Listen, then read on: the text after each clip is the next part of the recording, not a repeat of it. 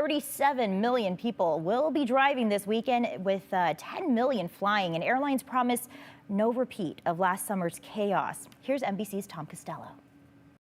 Group 6, Group 7 for Memphis. It's not an indication the overhead bins are full. 1 year after the start of last year's summer meltdown, the airlines are out to ensure it doesn't happen this year. Well, we had to change gates, change airplanes, but we're going to get there eventually. Weather is the wild card, responsible for 63% of delays. American 1034 for Delta 21. Your gate is currently occupied. At DFW in Dallas, operations are at full throttle this extended weekend. Charlie 21, your push is approved, tail south. But the second busiest airport in the world is also vulnerable. Some other areas of storms kind of in southeastern Texas. Texas thunderstorms can make this a summertime choke point, delaying, even canceling hundreds of flights at once. Skies 4966, good morning, pushtail west, Cuff taxi.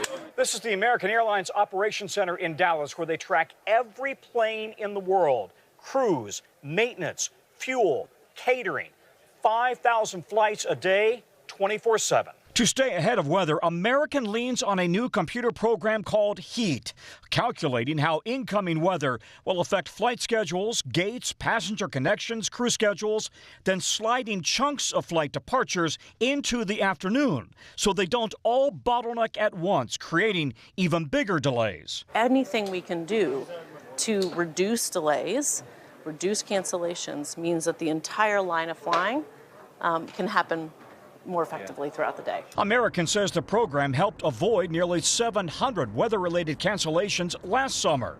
But American and other airlines also struggled with last year's post-pandemic passenger surge.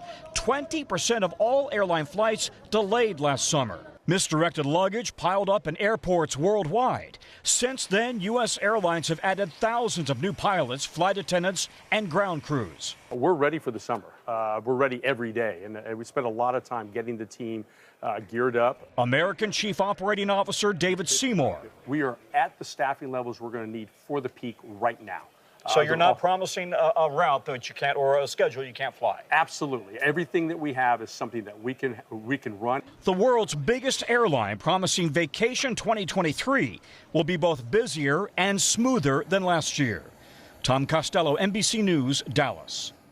And the Boise airport is expecting more than 75,000 passengers to fly through Boise just today. So they are warning guests to get there early, pay attention to TSA baggage and carry-on rules. And before you head out of town, be sure to check the airport's website for flight status and parking information. You can find a link to that on our website at ktvb.com.